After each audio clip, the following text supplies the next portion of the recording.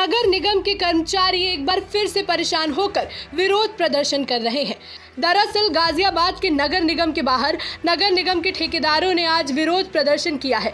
ठेकेदारों ने आरोप लगाया है कि उनका करोड़ों रुपए का बकाया नगर निगम के ऊपर बना हुआ है और काफी महीना हो जाने के बाद भी उसका भुगतान नहीं हो सका है, जिसके चलते आज सभी ठेकेदार इकट्ठे हुए और उन्होंने नगर निगम के खिलाफ जमकर नारेबाजी की। साथ ही बढ़ते भ्रष्टाचार को लेकर भी विरोध जताया है।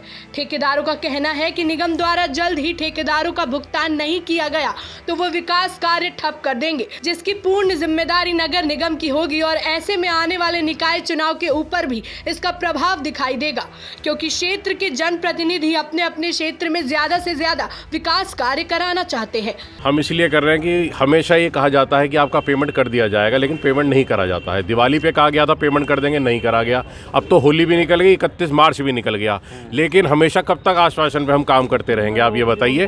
अब तो ऐसा हो रहा है कि सप्लायर हमारे घरों तक आ गए हैं कि भैया हमारा पैसा दे, निगम हमें पैसे नहीं देता है। तो इस टाइम बहुत स्थिति खराब हो गई है और ऊपर से चीफ इंजीनियर ऐसे आ गए हैं, जब बिल जाता है ना उनके पास, वो 5,000 की पेनल्टी काट देते हैं कि लेट क्यों आ रहे हैं, इनसे पूछ लो, पैसे तो दे दो। अच्छा, बिल कहाँ से लेट होगा? क्यों नहीं हुई पेमेंट? क्या लगता है? वजह तो विभाग बताएगा, वजह विभाग बताएगा। इन पे पैसे नहीं है तो टेंडर क्यों लगवाते हैं? जितने पैसे हैं उतने के टेंडर लगवाएं।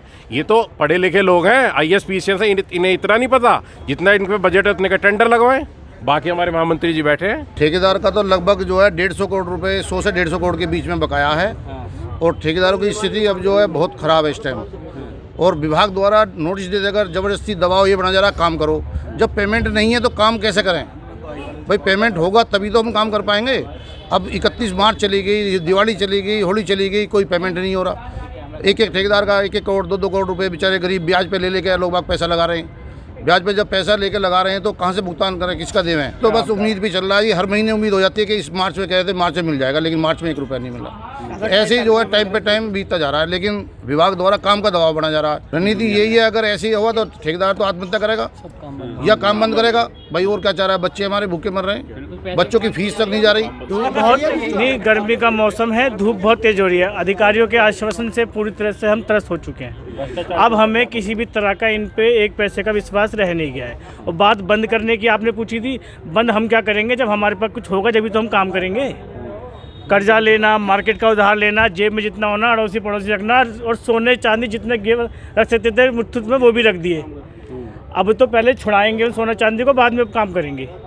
और बात भ्रष्टाचार की है तो जी आए दिन आप लोगों के अखबारों में ही छपता रहता है, नाम आते रहते हैं, फ़ोटो खिंचती रहती है। इन लोगों को 1 रुपये का फ़र्क नहीं पड़ता, सबको पता, महीने 2 महीने में बातें ठंडी जाती। देखिए, जो लोग नीचे बैठे हुए हैं उसमें से तो जो हमारी यूनियन है वो है ही नहीं एक्चुअली। बहुत लोग बाहरी लोग इसमें शामिल हैं और कुछ लोग ऐसे भी हैं जो पहले से ब्लैक लिस्टेड हैं।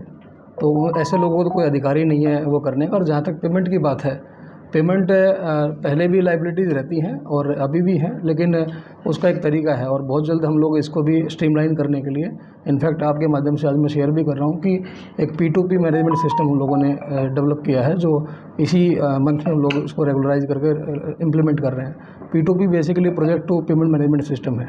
तो जितना भी एस्टीमेट से लेके और उसकी पेमेंट, फाइनल पेमेंट तक का एक पूरा प्रोसेस जो उसको डिजिटाइज कर दिया। तो जो डिजिटल ट्रांसफॉर्मेशन की हम लोग बात करते हैं वो हम लोगों ने इसको लागू कर दिया।